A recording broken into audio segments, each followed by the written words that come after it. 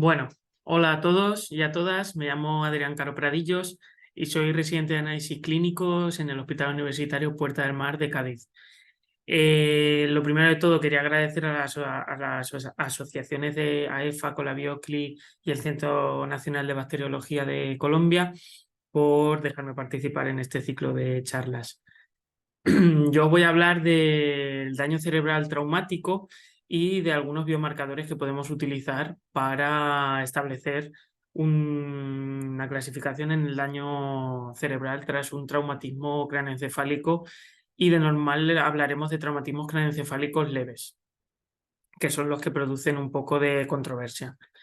Para empezar con la charla, empezaré hablando un poco de la definición de traumatismo craneoencefálico.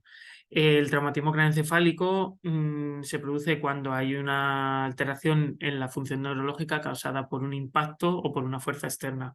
Puede ser de distinta naturaleza, puede ser producido por un objeto, puede ser una colisión con algún componente no móvil, que puede producir además no solo una lesión en la zona donde se produce el impacto, sino también en un segundo, sino también una lesión que se produce en la zona contraria donde se produce el impacto, debido a que el cerebelo está sumergido en un medio líquido y tiene movimiento. Hablaremos más adelante, pero cómo podemos establecer un poco de una manera sencilla los efectos de un traumatismo craneoencefálico, porque son muy, por así decirlo, muy amplios las consecuencias que puede tener. Pueden ir, dependiendo del tipo de traumatismo, si es grave o leve o del tipo de lesión que produzca, puede causar desde una cefalea hasta un edema en una zona locorregional, o incluso puede producir muerte por un edema generalizado de cráneo o una hipertensión intracraneal. Para ello medimos la escala de Glasgow. Levemente hablaré un poco de ella y diré que se basa en tres aspectos: en la respuesta ocular del paciente, en la respuesta verbal y en la respuesta motora. Gracias a esto nos permite clasificar las consecuencias que tiene un traumatismo craneoencefálico y las consecuencias que tiene un impacto en el cráneo y puede causar un traumatismo craneoencefálico leve o menor, en el que diremos que hay un Glasgow de 15, entre 14 y 15. Un traumatismo craneoencefálico moderado, donde ya bajamos al 13 hasta el 9, y un traumatismo craneoencefálico grave ya es aquel que está entre 3 y 8. Esto, a modo de introducción, se le van haciendo al paciente un tipo de preguntas y se le va pidiendo que haga un tipo de movimientos, y dependiendo de la respuesta del paciente se le da un número. Este número, sumando respuesta ocular, verbal y motora, se suman cada uno de los en cada uno de los estadios en los que está el paciente. Por ejemplo, si se encuentra orientado y conversando con reacción ocular espontánea y obedece órdenes, estaríamos hablando de un Glasgow de 15, etcétera. En cambio, si no tiene una respuesta ocular, el paciente no responde, no tiene ninguna respuesta verbal y ninguna respuesta motora, estaremos hablando de un Glasgow de 3, en lo que ya hay una gran afectación encefálica. En cambio, en el Glasgow 14 y 15 es más difícil establecer si se ha producido el daño neuronal o no. Lo que sabemos es que, en principio, no está teniendo consecuencias. Es por ello que los pacientes con un traumatismo craneoencefálico leve o menor, en la consulta de urgencia, sobre todo, que es donde más se da, son difíciles de controlar, porque no se sabe si se le debe mandar a su casa para que descanse y repose de normal, o si se le debe hacer alguna prueba complementaria. Es por ello que estamos hablando de marcadores tumorales, de biomarcadores en sangre, perdón, porque pueden causarnos de ayuda, porque pueden resultarnos de ayuda. ¿Cómo diagnosticamos las consecuencias de un traumatismo craneoencefálico? Aparte de una buena anamnesis, sobre todo es prueba de imagen. La prueba de imagen es muy útil porque da muchísima información. Estamos viendo lo que está pasando in situ en la zona encefálica. Además, todos los centros donde se derivan los pacientes que sufren un traumatismo craneoencefálico cuentan con equipos y con especialistas capaces de realizar una tomografía computerizada o una resonancia magnética, etc. Y luego, además, es muy rápida. Si se pasa por urgencia, el equipo está listo para que el paciente, en cuanto llegue al centro correspondiente, se pase por la zona de rayos y se le someta a la prueba y se analice. Pero también tiene muchas inconveniencias. Una de ellas que, por ejemplo, es una prueba cara. Luego también necesita personal altamente especializado, necesitamos de médicos radiólogos, de técnicos de rayos, de enfermeras especializadas que nos auxilien un poco a interpretar los resultados, y luego también se irradia al paciente. Además, tiene que tener criterios de peso para su estudio porque se hace una gran gestión de la demanda precisamente por los criterios anteriores. Hay una alta probabilidad de que una lesión pase desapercibida porque, por ejemplo, microfracturas no se ven no tiene tanta resolución como para poder verse. Entonces, puede no mostrar signos de una fractura que sí que esté y pase desapercibida. Entonces, todo este conjunto de inconvenientes nos hace pensar si no hay nada más para este tipo de pacientes que son de difícil clasificación por el tipo de traumatismo al que han sido sometidos, por el tipo de impacto que han sido sometidos, pero que no sé si pueden tener alguna afectación o algo, porque en principio el Glasgow no lo indica, pero puede ser que haya algo de base que sí que me esté afectando, que me afecte en un futuro no muy lejano. Entonces, ¿qué hago? Lo mando a su casa, lo someto a radiación. Si lo mando a su casa, a lo mejor se me pasa algo. Si lo someto a radiación y es posible que no tenga nada o que se me pase, lo he sometido para nada. Entonces, me hace pensar si no hay alguna otra prueba que nosotros como profesionales de la salud podamos hacer para ver las consecuencias que ha tenido sobre todo un traumatismo craneoencefálico que consideramos leve. Claro, los moderados y los graves sí que van a tener una afectación que puede ser fácilmente vista por prueba de imagen. Entonces, donde nos puede resultar los biomarcadores útiles sería en pruebas, sería en episodios donde se produce un impacto leve. Después de realizarnos esta pregunta, si no existe nada mejor, la respuesta es sí. Hay biomarcadores que se pueden medir en sangre y aquí os traigo unos cuantos. Uno de los que se han propuesto son las proteínas B de unión a calcio S100. Bueno, todas ellas son proteínas que se toman que están circulando en sangre periférica. Y con ellas se pueden monitorizar las consecuencias de un impacto encefálico. Una de ellas, como decía, la proteína B de unión al calcio S100 o S100B o SB100, también se nombran en algunos artículos, que es una proteína de citoplasma y se encuentra también en núcleos de astrocito. Regula la homeostasis del calcio y la proliferación celular, y además está ampliamente demostrado su elevación en pacientes al menos una hora después del impacto, y diversas asociaciones como la Asociación Escandinava de Neurología apoyan su monitorización apoyan la monitorización de la proteína SB100 para poder ver las consecuencias que tiene un impacto a nivel encefálico. Otra es la enolasa neuroespecífica, que es una enzima un poco peor, se usa menos para monitorización de este tipo de pacientes.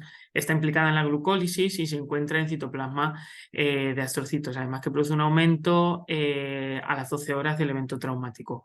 Como se produce un evento tan tardío, generalmente no lo utilizamos tanto en estas situaciones que suelen ser más de urgencia.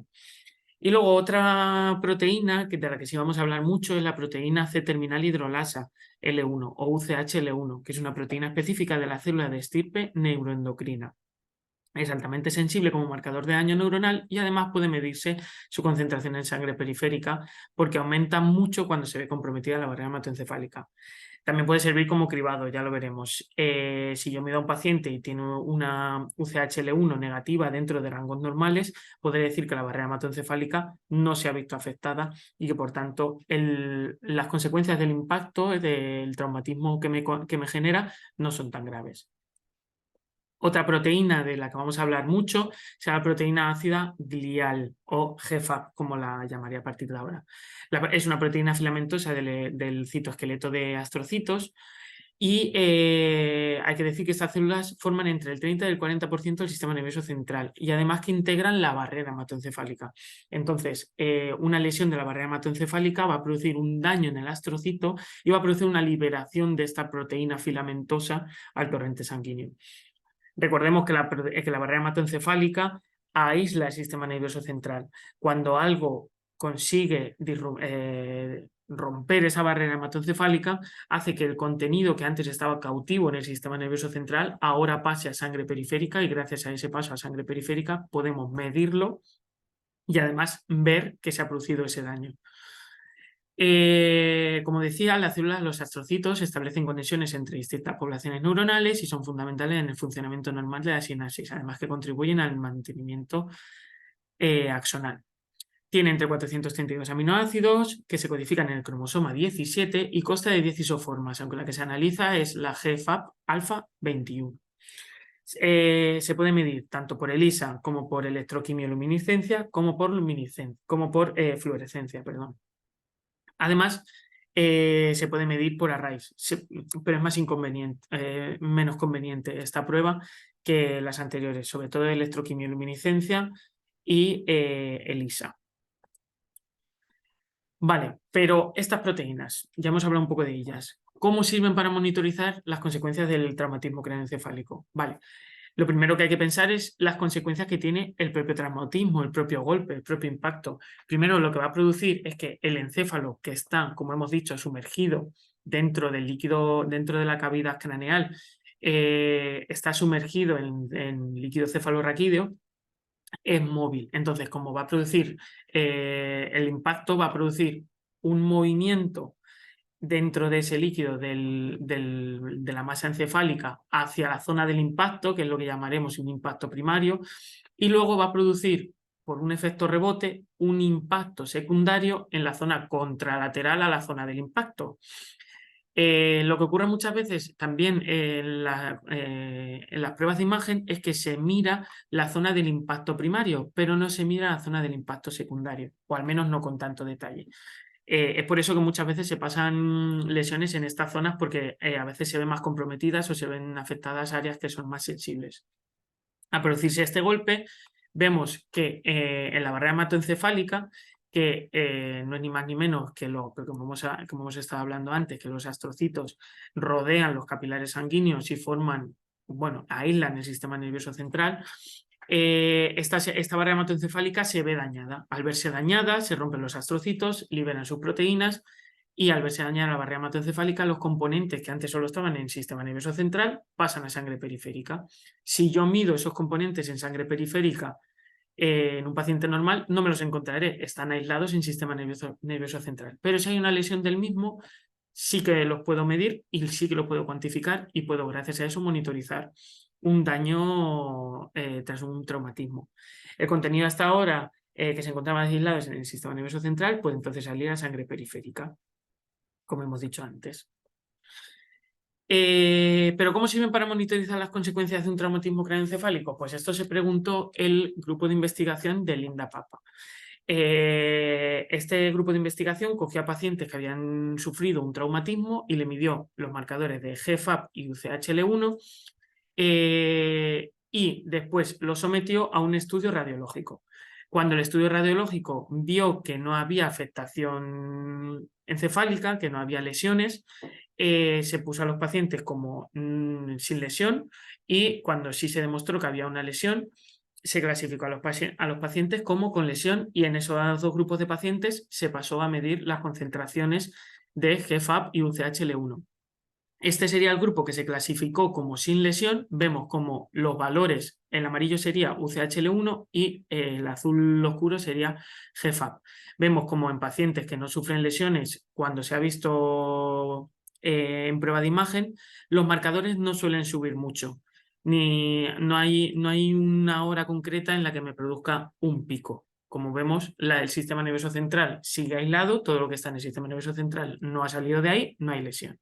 Sin embargo, cuando sí vemos por imagen que hay lesión, vemos cómo se produce un aumento casi inmediato de UCHL1, que a las pocas horas va disminuyendo, y el GFAP como a las 4 horas o así produce una subida en forma de meseta que nos puede servir para ver también estas dos picos, que el sistema nervioso central se ha visto afectado, ya no está aislado y sus componentes han pasado al sistema periférico. Vale, entonces, Ya tenemos estudios que apoyan que que estos biomarcadores aumentan tras un traumatismo y que aumentan cuando se ve afectada la barrera hematoencefálica.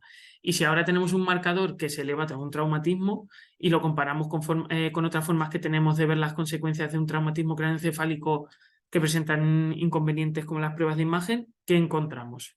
Es decir, si yo uso UCHL1 y GFAP como cribado en pacientes que han sufrido un traumatismo craneoencefálico leve, en los que tengo un Glasgow entre 14 y 15 y que no sé si hacerle la prueba como cribado estos dos biomarcadores para ver si le puedo hacer la prueba de imagen o no, o sea, para ver si es legítimo o para ver si procede esta prueba de imagen o no, pues se vio esto. En el estudio del grupo de investigación anteriores se daban 4 casos.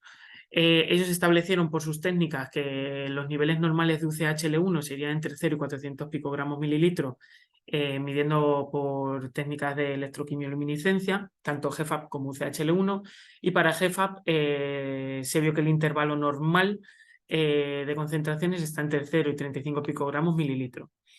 ¿Qué se encontraron en los ensayos? Se vieron que pacientes que eran negativos, es decir, que tenían menos de 400 picogramos mililitros de UCHL1 y menos de 35 de GFAP,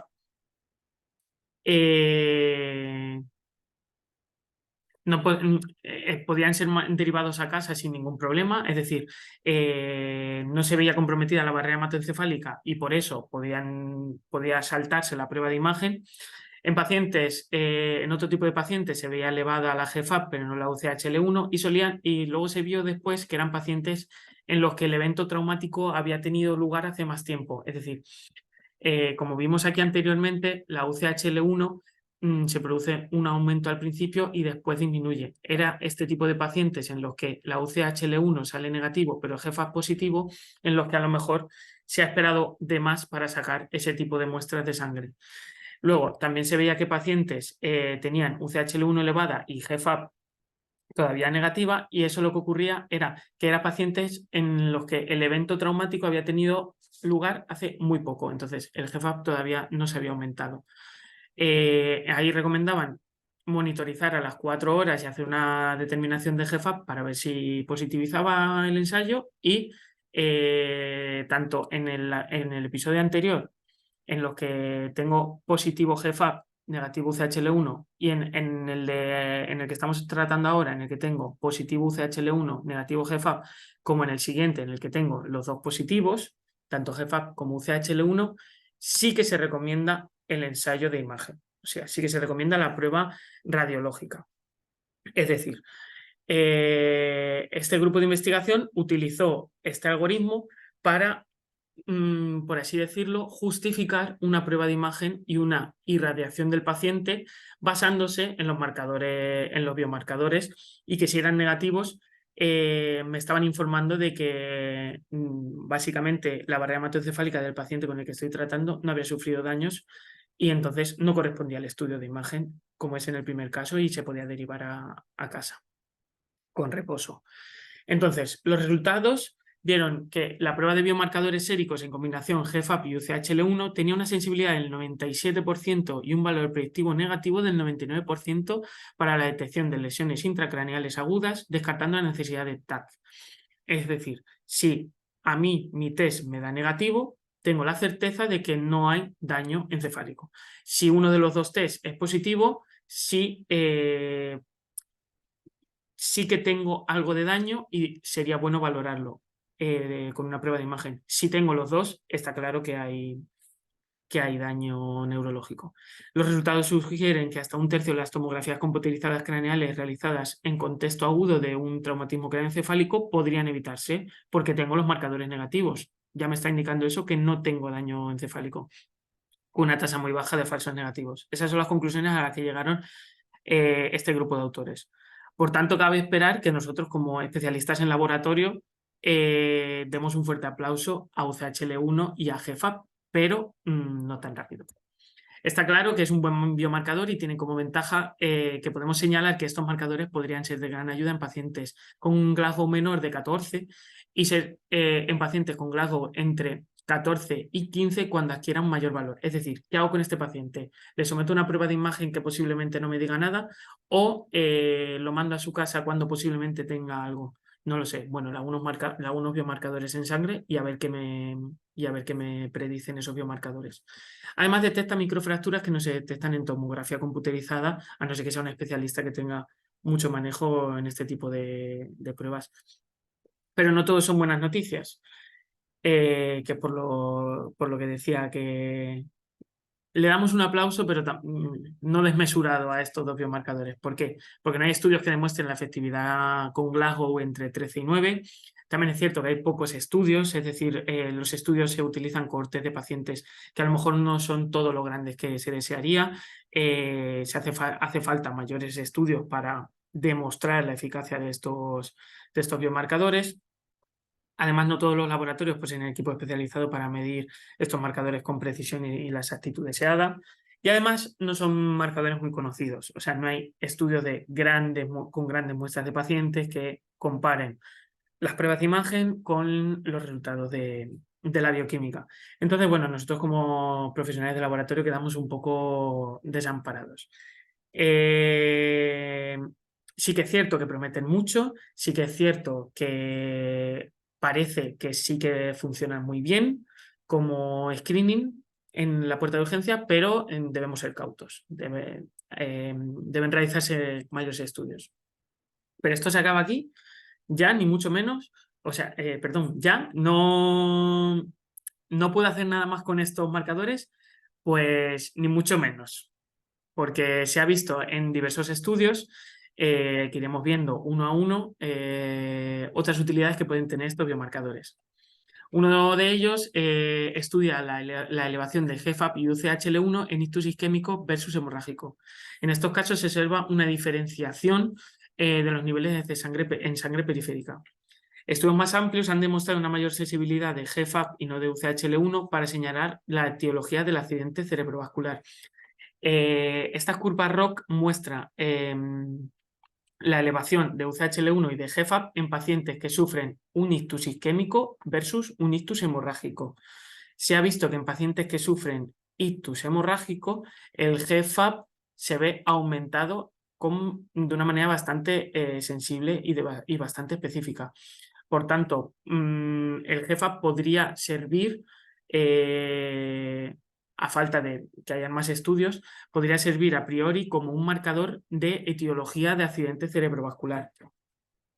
Antes de someter al paciente a prueba de imagen, como es algo más lento, como la bioquímica se saca súper rápido, ya podría darnos alguna pista de por dónde va la patología. Luego también el TBI se ha usado como predictor de recuperación tras traumatismo craneoencefálico. Diversos estudios han demostrado que no solo sirve para clasificación y estadiaje tras un traumatismo craneoencefálico, sino que también como marcador pronóstico. Sí que es cierto que no tiene un buen valor pronóstico para ver una recuperación, sino para ver un resultado que seguramente se vaya a tornar en desfavorable. Además, se usa como biomarcador de daño neuronal asociado a abstinencia alcohólica. En pacientes donde se está produciendo el síndrome de retirada del alcohol, vale la pena monitorizar los daños neuronales porque son muchos y diversos y son patologías prevenibles. Entonces, en patologías del sistema nervioso central asociadas al consumo de alcohol suele monitorizarse y detectarse usando resonancia magnética o TAC. Sin embargo, no siempre se detecta todo el daño que existe porque muchas veces es sutil. Se pueden detectar efectos tóxicos agudos de episodios de consumo excesivo de alcohol, efectos indirectos de complicaciones asociadas, como la encefalopatía hepática y etiologías similares, las complicaciones de la abstinencia alcohólica, como el delirium tremens o convulsiones, encefalopatía de Wernicke, deficiencias nutricionales, etc. Por tanto, que en este tipo de pacientes el laboratorio tiene todavía mucho que decir debido a la monitorización con estos biomarcadores. Además, el GFAP-U CHL1 en suero puede establecer el estado neurológico de un paciente que ha sufrido un accidente cardíaco, una parada cardíaca. Normalmente en este tipo de pacientes se producen isquemias que producen daño neurológico. Como este tipo de pacientes tras el evento suelen estar en coma inducido, etcétera, o no están disponibles para una evaluación neurológica, lo que se podría hacer y Y lo que propone el grupo de investigación de Florian Ebner es hacer biomarcadores en sangre, en este caso GFAP y UCHL1, y ellos han demostrado que una elevación mayor del GFAP en este tipo de pacientes lo convierte en un mejor candidato para determinar un daño neuronal de forma cualitativa, como que puede avisarnos de que ahí hay un daño neuronal y podemos actuar cuanto antes. Además, también se ha visto en enfermedades neurodegenerativas. Se ha visto, por ejemplo, en neuritis óptica, que los anticuerpos, en la que se produce por los anticuerpos antiacuaporina 4, entre otros mecanismos que induyen un daño astrocítico y aumentan las concentraciones de GFAP y UCHL1. En esclerosis múltiple, gracias a la técnica ELISA digital, que es muy sensible, se pueden hallar niveles más elevados de biomarcadores, sobre todo de GFAP, en sangre que en sujetos sanos. Se ha visto sobre todo en pacientes que tienen esclerosis múltiple primaria progresiva, más que los que tienen remitente recurrente. Se cree que por la mayor agresividad que tiene en las neuronas este tipo de enfermedad o este tipo de curso de enfermedad, podría liberar más GFAP al torrente sanguíneo y podría producir concentraciones mayores. Pero también se han visto aumentados en pacientes con Alzheimer. También algunos autores lo han propuesto como marcador de neoplasia cerebral, en delirios, en epilepsias, en sepsis, básicamente en todas las patologías donde se produce un daño neuronal, podría utilizarse como biomarcador para, a falta de estudios, por supuesto, a falta de más estudios, por favor, esto siempre, porque todavía no hay suficiente evidencia como para hablar de estos marcadores de una manera rotunda, pero sí que prometen para que en un futuro, tras mayores investigaciones, puedan servir para monitorizar todo este tipo de enfermedades y todo este tipo de lesiones neurológicas. Y sin mucho más que decir, ahora sí, esto es todo. Gracias de nuevo por permitirme estar aquí, a EFA con la Biocli y al Centro Nacional de Bacteriología, y espero que la charla haya servido de ayuda. Un saludo.